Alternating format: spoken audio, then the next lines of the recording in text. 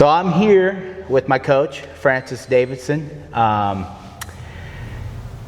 He's kind of like my striking coach, and I'll kind of like basically tell you my perspective of what he is to me, and then I'll let him kind of go off a little bit on a tangent so you guys kind of understand who the guest is.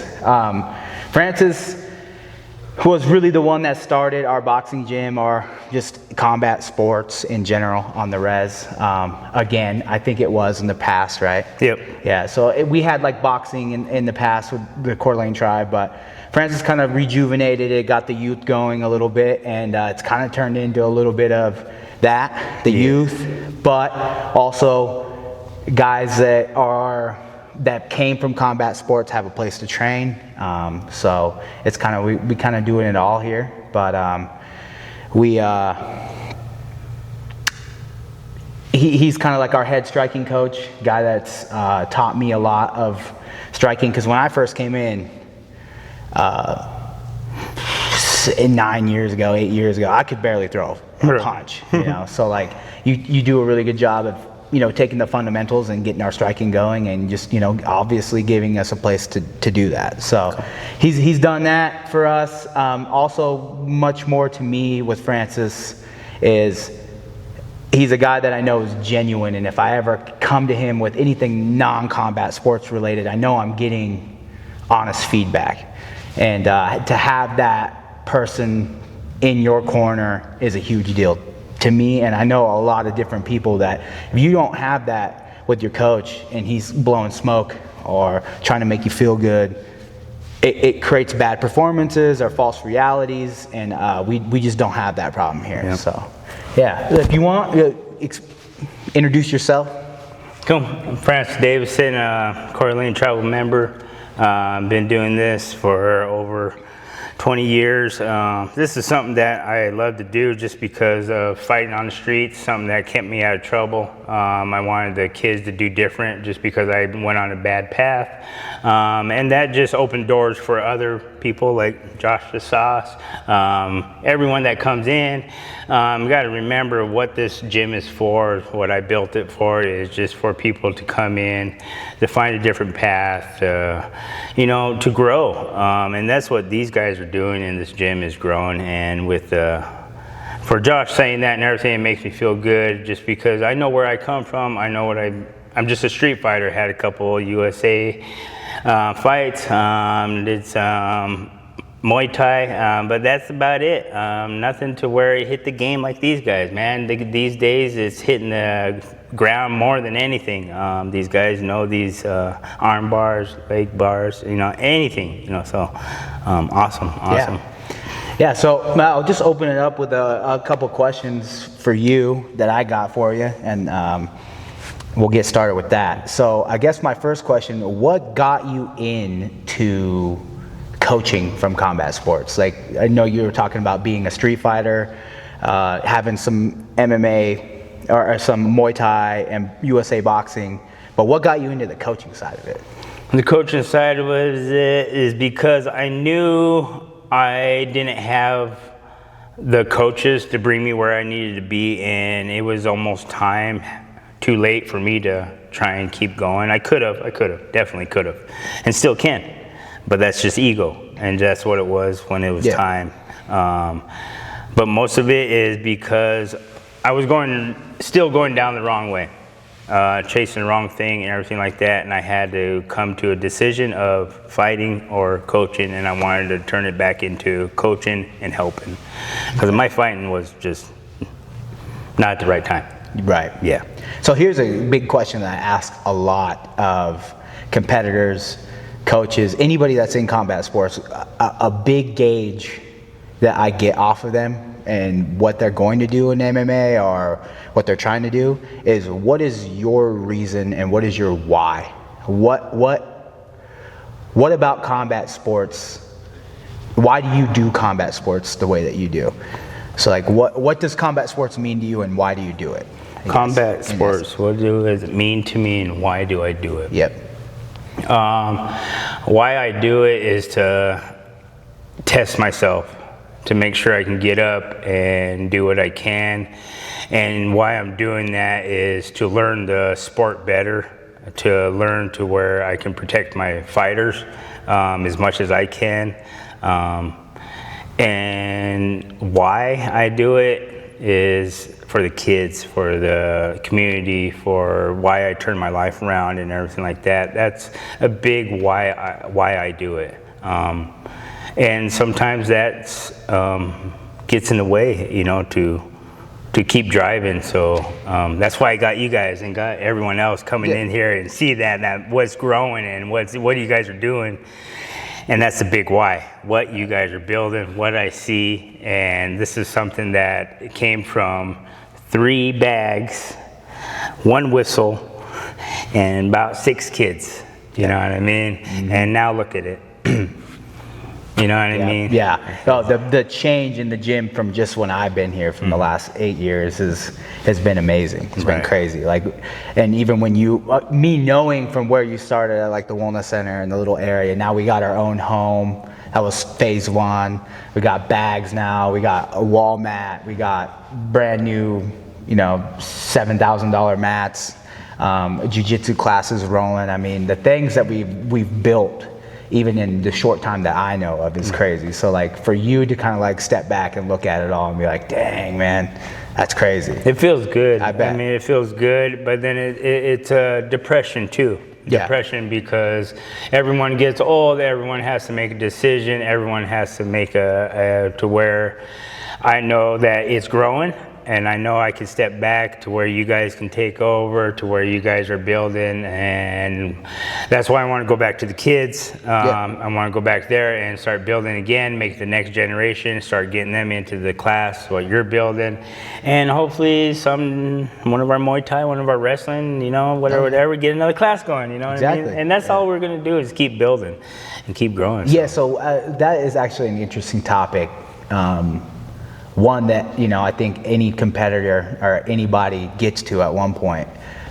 When you get to that point of, like, you know, the competition phase is gone and you're trying to like step into that next role of maybe being a guide or a coach, what helps you with that process? What helps you with that process is your loved ones around you, very much being there. Because just like I said, it's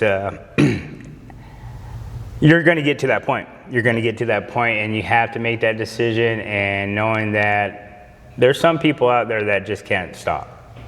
That can't make that decision, so they're going to keep pushing, but that's why I'm going to the kids. Yeah. That's my heart. That's what saved me of turning my life around. One reason, because my kids were in that class when they were growing up.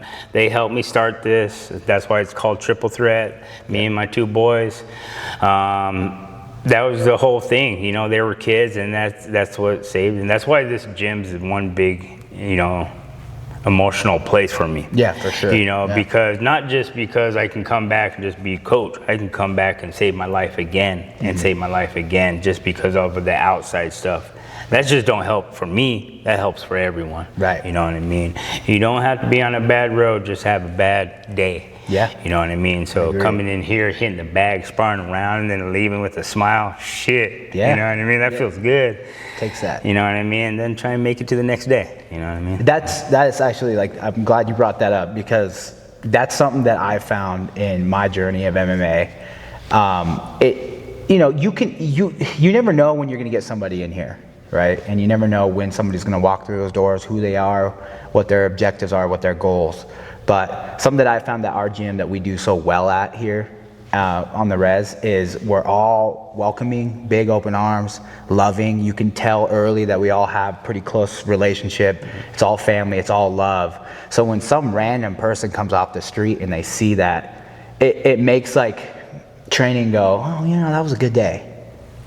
And then it's the snowball effect. Right. And I don't know if most people know about how growing up on the reservation is, or how the reservation is in general, but to find something like that and finding that hobby and finding that passion could very well be your entire future. It could change the landscape of your life very quickly. Not just here, but like, let's say you go shoot a basketball and you go play out with the friends and you're playing ball, you're like, oh, basketball's awesome. And now I'm going to commit to that. Same thing here, and I think that's something that we've done a really good job at, is just making sure that the atmosphere of people coming in here is good, and someone doesn't walk away from training with us being like, that wasn't, I don't know about boxing because that was weird, But I think that's important because I do hear a lot of horror stories of MMA gyms, boxing gyms, where it's not like that. It's result driven. It's everything else. That's what drove me away from the MMA, jumping in the cage, just because I got my ass whooped. Wrong area, wrong time, wrong person. You know what I mean? Just one, and then got told after by the other guys, like, hey, that dude's just like that. You know what I mean? And that's just something that's like, shit. You know what I mean? Yeah, exactly. You know what I mean? I feel like there's a lot of people that have those stories. Fortunately, I fell into 2 really great gyms that I train out of here and at Warrior Camp, and same thing. It's just all love and it's all positivity, and the dudes that do come in here and take it a certain type of way and are like that, they get checked. They get ego checked. And so that being said, if you find somebody in combat sports that is egotistical and is playing the ego field, fucking check their ass, man. Because it's so important to have that sometimes. I feel like some guys just try to be too nice, and it's good. I think it's good to have people get ego checked. Yes, and we explain everything here very well. It doesn't matter who it is. We explain to them, hey, you're going to hit hard, they're going to hit you just as hard.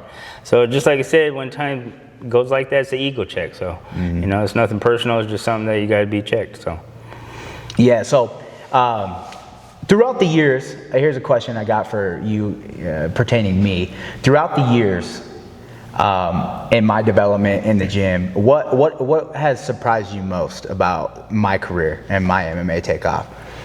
Well, damn, man, I've been watching you since you were a kid, dog. You know what I mean? And for me to say anything like, oh, your drive, you fucking had drive since you were a little kid. You have the fucking mentality since you're a little kid. There ain't no one you're gonna make them whine when they're stepping on the mat. That's just you. You had the sauce back then, and you did not know it. But it's just something that from these years that you stepped in, coming in with 2 left feet, boom, boom, moving, and then developing, and then looking and growing and hitting the next gym, and coming in from striking from your wrestling that you already had. Right. You know what I mean? You already had that. Your hands and the power that came with it, and the technique of just slowing everything down, not being excited, not just your calmness. 100%. Yeah, dude, it's just so. All right, I got that. I'm already on thinking of 3rd move. I'm already knowing what's going on. So that's like repetition, right? A lot of years. And I always tell Francis this story of like when I first came in here, and we hit the bag, and you held mitts for me on my first day, which is, you go to any MMA gym, that's crazy, but like that's what we do here. You're like, hey, let's get mitts. I'm like, all right, cool. And we do mitts for about, I don't know, 5-10 minutes. I'm gassed, I'm tired, and I felt so terrible about myself that day from the drive home. I was like, dude, I cannot fight. I suck at fighting. I suck at this whole boxing mitt thing. I put gloves on. I felt like a moron. And then I was so terrible that like my personality was, I'm going every damn day, and I'm going to put in extra work until I don't feel like that again, because that made me feel, when you do something that you're just terrible at. But I think with combat sports in general is, as a man in general, when you don't train, say there's a 35-year-old guy that's a blue-collar guy that just is in the oil field, for instance, never trained a day in his life. He goes to public places going like, he thinks a whole nother thing. He thinks that he could do something to another person but in reality, that guy ever stepped in a gym with trained people, he's probably getting his ass beat. And it's probably not going very well. But he doesn't know that. And I kind of felt that way, and maybe it was just the wrestling that I did my whole life, but I felt like that same kind of way, like I could hold my own with anybody. And then when that first day of training happened, I was like, oh, no, it's completely different. It's completely different. So just like little moments like that are like the light switch moments yeah. that I always talk about with amateurs that I train. What is your light switch moment? And that was definitely one for me. That's funny that you said that, because mine was just the same. It was the same. I boxed, and then it came to what you guys were doing, and I had to hit the gym up in town. And dude, I got thrown around. I got fucking choked out. I got, and I was like, damn, I can't really wrestle, I can't really wrestle. That's why I always done it with the kids, wrestle, try to do the best I can, and try and learn that shit. So it drove you just as much as it drove me, but that was a light switch for me of knowing, just like I said, that there's a lot of light switches in this gym. You know what I mean? You've worked with a lot of students over the years, and what is it to you that when you got somebody that you're coaching that you think that, man, this person can be successful? What about their personality, and what about the other people that do the polar opposite? What is it about those personality traits that you see? What makes a successful fighter versus an unsuccessful one? Just like how you went through overcoming stuff, life, and bringing it in, and overcoming it, knowing that something happened, I'm still in your training. Yeah. Someone passed, I'm still in your training. I'm not getting along with my wife, I'm still in your training. Not getting along with my... It doesn't matter, I'm still training. The motivation that you got to do, and it's the mental health of a fighter that you guys don't even know what they go through, of overcoming stuff and what they're doing and coming in and training and getting their butt kicked or whatever they're doing. It's a mental health of what they're going through too, and a lot of people don't even know what they're bringing in, overcoming, taking in, just holding it in, trying to drive for the next fight, trying to get to whatever they got to get to, and they don't even know what they're going through. Right. So that's just the mentality of seeing someone that breaks in the beginning of what we go through of training, and then when you know that they're not, serious. That's you know true. what I mean? Consistency, right? Yeah, like, consistency. You can finding a way back to. Yes. Yeah. For sure. Yeah. But that's a lot of it, you know what I mean? And just like I said, I wish I was 10 more years younger, boom, bam, boom, I would be right with you, mother. You know what I mean? It'd be this shit, you know what I mean? It'd be cool. But I had my time, it's your guys' time, and next thing you know, you guys, a blink of an eye, it's gonna be the other ones. Oh, I tell all the amateurs I coach all the time, like, this game moves very quick. It moves very fast. There's guys that, when I was coming up, as an amateur, that were pros, I was like, man, these guys are so good. Look up to them or whatever, and they're gone. They don't even fight anymore. Right. Retired, and one injury, and it's not even just like the time too. It's just like you just said, life happens on somebody, they're done. Yeah. Or whatever. One injury can change everything, and you're not fighting anymore. Yep. So the game moves super quick. So I definitely do try to just enjoy it as much as I can. My big thing is I'm doing combat sports, competing. I'm going to get to a certain point, but really, I mean, being there for my son's road in combat sports is going to be probably the biggest thing in my life. Biggest, you know what I mean? We were just joking the other day, we were up at Warrior Camp. I was like, my son learned how to do a double leg. He can literally shoot a double leg and do duck walks before he could shit in a toilet. Before he was even body trained, he was wrestling in here, and he comes in here and we mess around all the time, and it seems like he'll enjoy it. But the biggest thing is just like not letting him burn out, and having fun, and it just be something that he enjoys doing with his dad. So, and that's one of the biggest things about our gym. We like to have our kids here. We like to bring them in. We like to show them. We like to see. We like to play around, whatever. I got my daughter, got my grandkids. He got his kids. Tyler got his kids. They're just, it's family. It's family. We are not a serious gym by no means. And that's a big reason why I love it here so much, is we all have fun and we just enjoy the process. Enjoy it while it's here. Yeah. I've met a lot of cool people and have a lot of cool friends from this sport.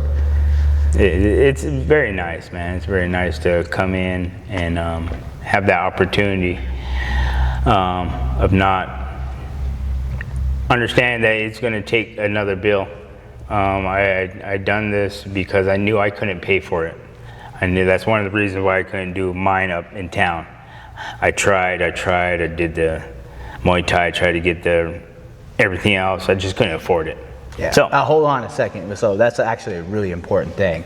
So with our gym at Coeur d'Alene Tribal Boxing, we've never charged anything.